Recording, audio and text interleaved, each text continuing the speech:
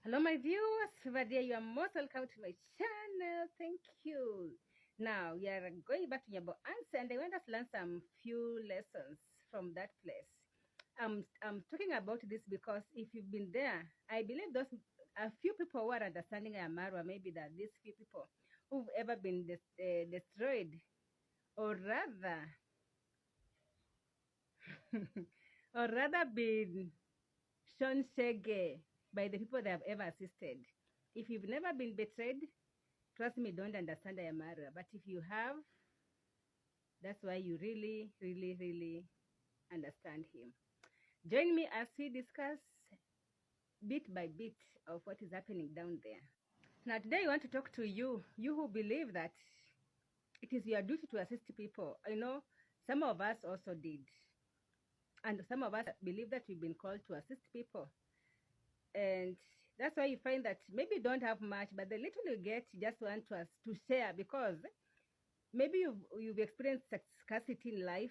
Maybe there's this time you are jobless, or some of you are orphaned when they were very young.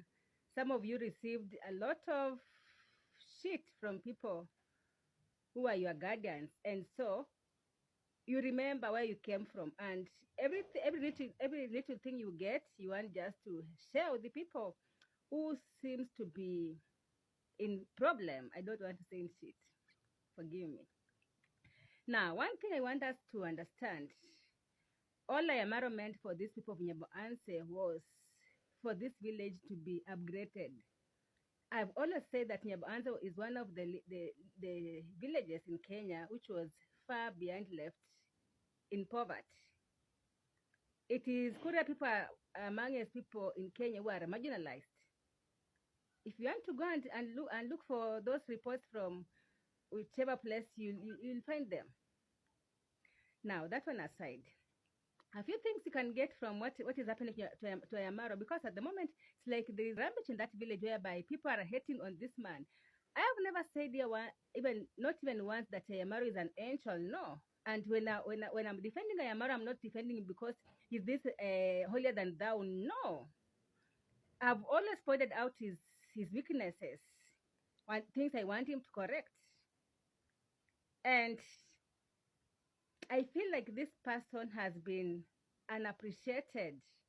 This is someone who needs to be even acknowledged by the government, because what he has done in that village is even more than what some of the politicians in that village have done, or in that part of the county or the country have done. Now, if you are there, I want you to note these points I want to put across. Be careful with people who come to take from you, because someone said somewhere that takers do not have boundaries. Immediately they get what they want, they care less about you. Number two, do not be too accessible to everyone. People do not respect those people they can access too quickly. You know, when you give people free things every time you're giving them free things, free food every time, they feel entitled. And the moment you don't give them, they feel like you are their worst enemies. They'll always remember that one time you didn't give them. But there are 1,000 times you gave them, you helped them, they'll never remember that. Number three, do not force your help on people. There are people you call proud, people. They're poor and they're proud. They rather die, but they don't want to be assisted. Now, number four, keep off your business from ungrateful people. First, investigate who are these people you want to share about this development. Investigate. I just want to point out these points before we talk anything, because I don't want to miss anything. Number five, neighbors or workmates are not friends, but you can make a few friends out of them. That's the truth. Because some of them are your competitors. Immediately you do something small, they'll sell you out. Others will even employ other people to investigate you. What time you come in the office? What time are you leaving the office?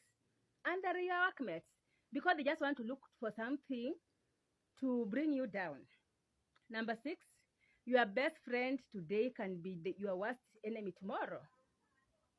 Note that. So when you are disclosing to people or your friends, be very careful on what to disclose and what not.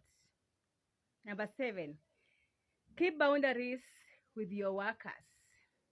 That's Ayamarwa. Boundaries are very much. If you are too accessible even to your workers, they get to notice a few of your weaknesses and they will not respect you. And others, they come to the point whereby they feel you are on the same level.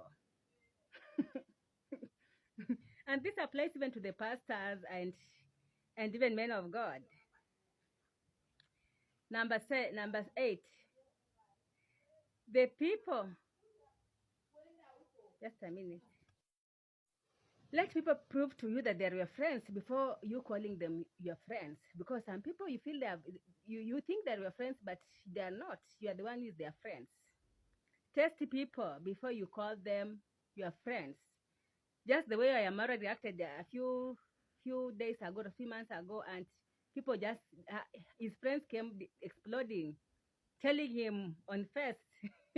Sometimes I said it is good sometimes to have a few differences with the people so that you may know what they are thinking. Because a drunk person, a person who is angry with you, they'll tell you the truth. You'll know what they're hiding in their hearts. Number 10, trust your instincts. This one, as I said, very many. Just say that I feel this person is bad and just investigate and prove that they are good, because these instincts were given by God. If you are born again, it is God, the spirit of discernment or intuition, and sometimes it warns us against some people. That's why someone can come in your house. I've had that problem whereby something was telling you, do not host this person, or do not host these people, do not help these people. But at the end of the day, you go against the spirit of God. Those people you assisted, maybe the ancestors were witches, or they're paying for sins, and trust me, you'll share in that in that cup of the iniquity. You'll share it the way Maru is. It's like Maru assisted people who are not supposed to be assisted. That's why he's receiving all these things, because I know people can receive hatred, but not to this extent of Ayamaru. That's the truth. Haya. Number 11, you cannot be the same of everyone. Just pick a few. Even if you're a leader, not everyone is going to embrace your leadership tactics or your whatever you're doing. So just go on with those ones who are ready to work with you. Others will follow with the time, or will catch up with you with the time. Number 12, most people like using others, and that's the truth. Like in Nyabohanse, look at people like Kina Sinti, Kina Minhawi, Kina Pablo, Kina Sejo, Kina all those people who are friends to Ayamarwa. These are people who are never Ayamarwa's friends. Because if you are my friends and my friends knows this, if you are my friend and I misbehave or if done something which is not good, it's better for me to tell you the truth, because friends are supposed to tell each other the truth. But if you are my friend, you are seeing me messing up and you are just keeping quiet until that day I'll really mess up before the world, and now you come and say, oh, she has been like this. That's not friendship. Friends, brothers, sisters, family, we correct each other point blank. Another thing, once people get what they want from you, they will care less about you. And that's the reality. So those people you've assisted, just keep off them. Those ones who feel like you assisted them, they'll come around. Those ones who feel like they got their help by their own, God will judge them. Leave them to God. I think a time has come whereby just leave these people to God. But those ones who are intruding very much in your affair, in your family, then do the needful.